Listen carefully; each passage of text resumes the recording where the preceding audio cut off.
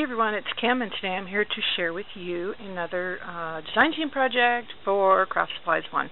And I'm very excited about this project. I had so much fun making this. It's been a while since I've done a mixed media canvas, and this, as you saw in the photographs, is an exploding canvas. And you can see here where I've cut the canvas and how deep that is. This is an 8.5 by 11 canvas. It's not one of the thicker ones. It's just about an inch wide.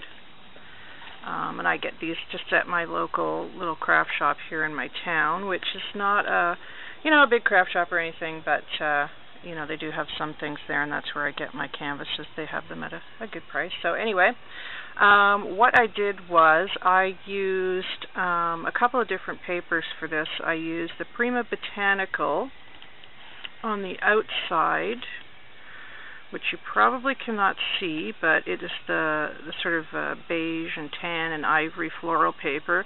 And then on the inside, I've used the blue and white from the Botanical with the birds and the nests and things. And then the paper in the background, back here, is a Teresa Collins paper that I just had in my stash, just a random, and it's just a blue and white sort of damask type of thing. So, how I went about this. I first Mod Podged the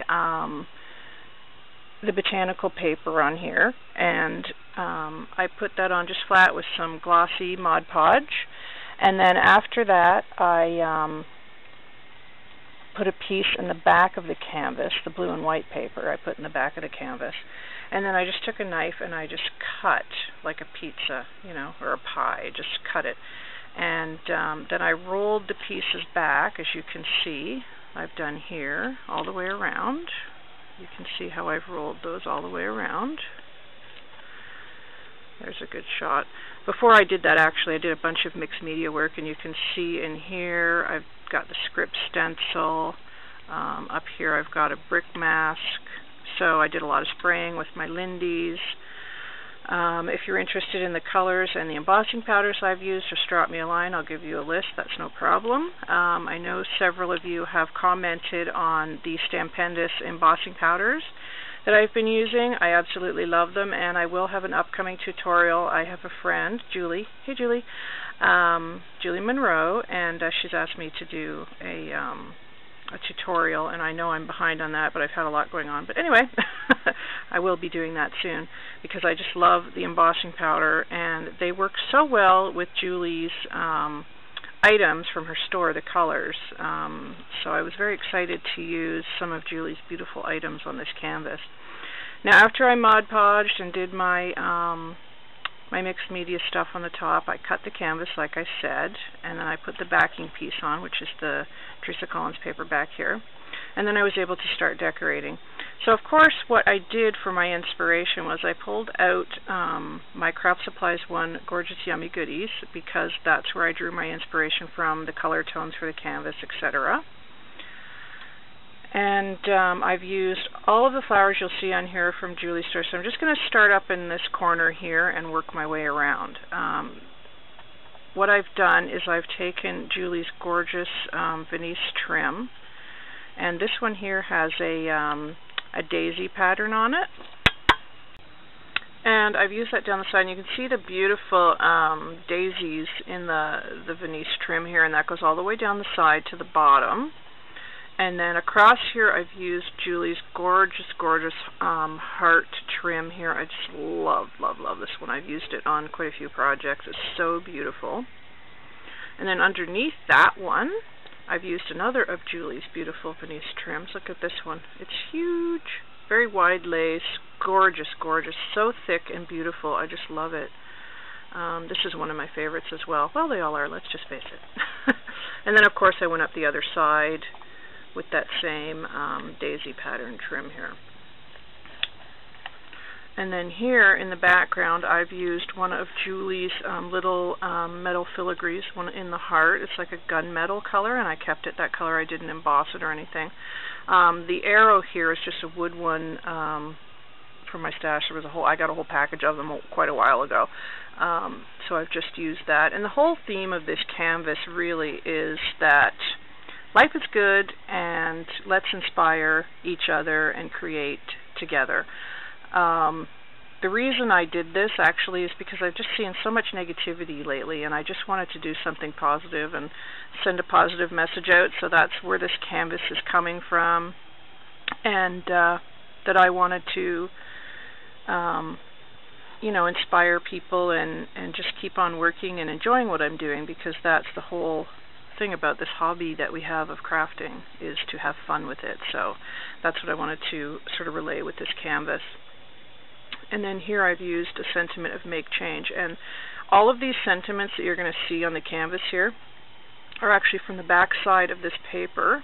And I'm just going to flip the canvas around and you'll see, whoops,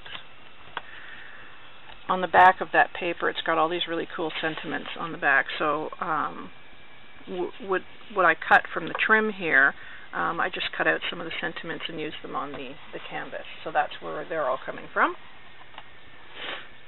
So in the background here, I've got some chipboard from Gina's. This is one of her texture sheets that I just embossed, and then of course Julie's beautiful flowers. Now, these flowers here that you see are actually white, and I sprayed them with my Lindy's. Which one did I use? Let me see here.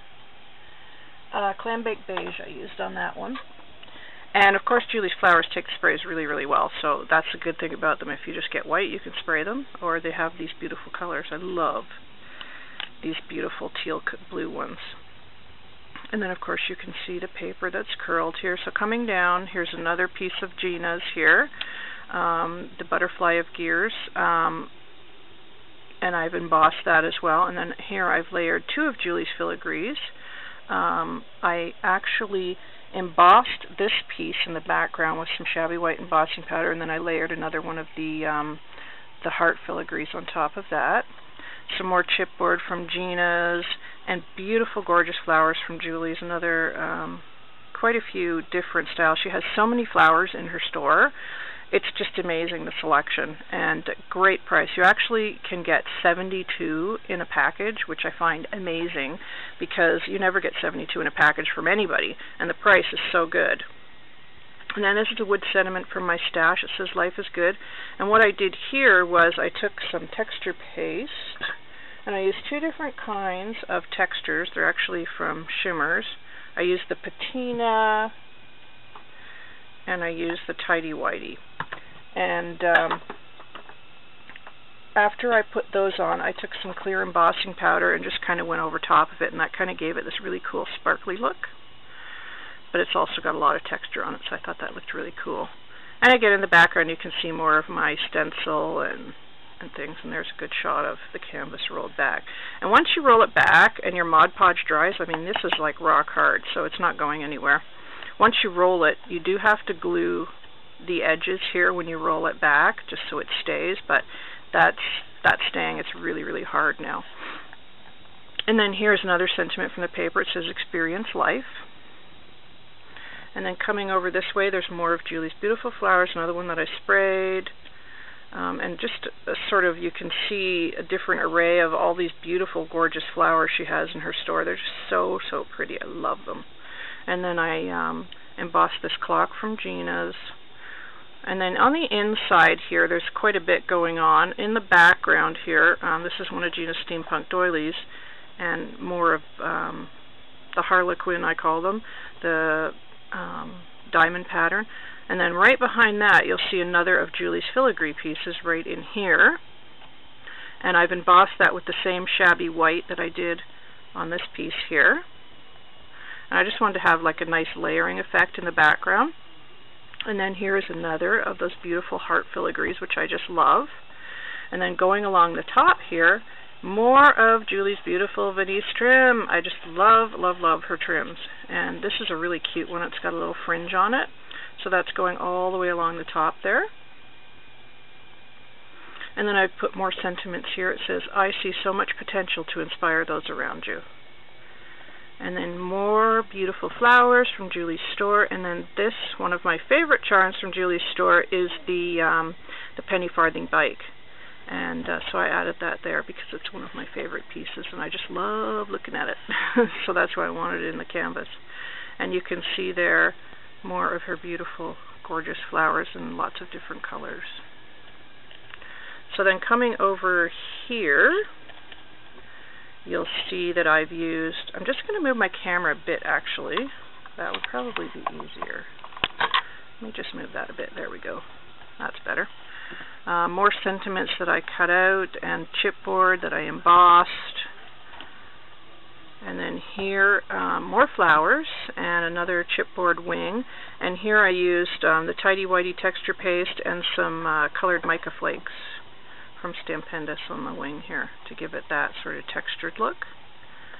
And then you can see here all the beautiful flowers from Julie's store. Some I've sprayed again. These ones have been sprayed with the Clam Baked Beige, and then I left these ones just the color they come in, so you can see how beautiful they are. It's beautiful sky blue, and then a little bit of a darker sort of teal color, aqua color.